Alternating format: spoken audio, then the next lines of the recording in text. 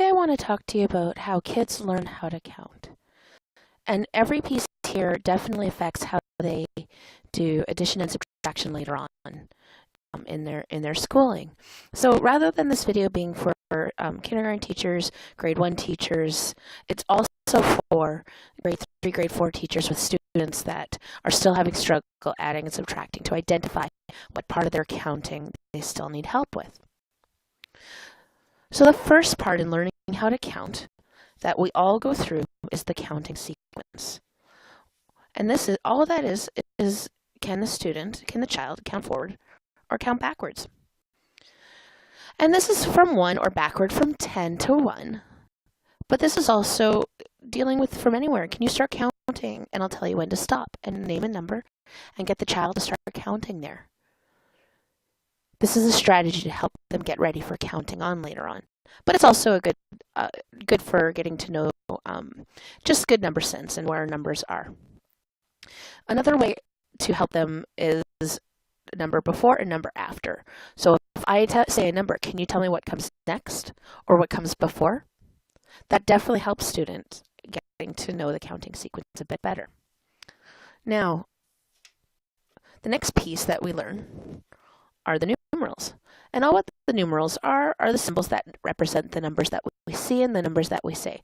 For example, then this means 2, this means 15, this means 27.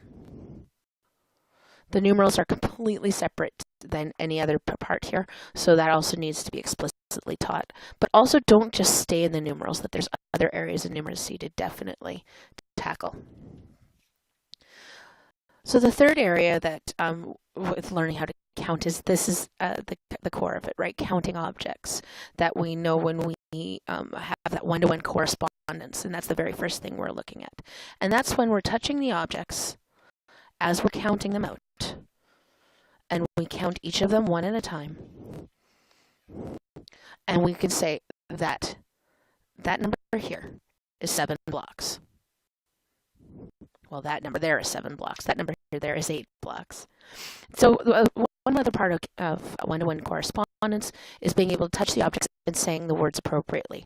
So when you get up to 7, you don't count 2 blocks. You go 1, 2, 3, 4, 5, 6, 7, 8. So that you're not counting with the syllables, you're actually counting with the objects. The other piece here is cardinality. Cardinality is that the last number said means how many. So if you had a child count out these 8 blocks, how many's there? And if they have to start counting from 1 again, then they don't understand that cardinality. The other piece with counting objects is now that I know that there's 8 here, how many's there now? How many's there now? That doesn't change. 8 is here, 8 will always be here, no matter if they're in a row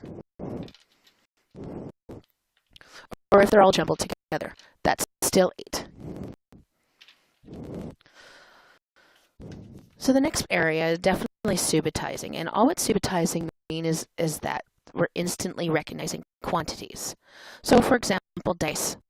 When you roll a dice, you know that's 6 or that's 3. Whatever it is on that side, you're not counting each dot on its own. In recent years, we've been using 10 frames quite a bit in math class to help students with the quantity and number and instantly recognizing some quantities. But making sure with the 10 frames, and I'll do a video later on this, is whether it's pairwise or 5-wise. For the example, the number 6 can be shown on a 10 frame as 2 3s or a row of 5 and 1 more. So being able to see the 10 frames both ways is also very important, as well as irregular patterns in 10 frames or even just irregular dots kind of in any sort of random pattern, and we can do it really well with up to 8. Anything past that, it's hard to do that quick instant recognition with anything after 8. So the next area I want to talk to you about is finger patterns. And finger patterns, the first thing I mean with that is just using our fingers to represent quantities. So for example, if we're looking at the number 3 and you ask a child to show me 3 on your fingers, and the child goes, and another child just goes. That's the difference between growing and throwing numbers. Are they growing the number or do they throw the number? and definitely throwing numbers is really better for number sense and knowing the number and trusting the count. So getting kids from just going up finger by finger to knowing the quantities on their hands is very important. Also, bunny ears activities. Some of my teachers actually use the term moose antlers to show the numbers on their head. But if you hide your hands above your head and without looking at your fingers, showing different numbers on your hands. So that's after we know how to throw numbers, can we throw numbers above our head without looking at them? So it's definitely a strategy to help them with good mental math and number sense.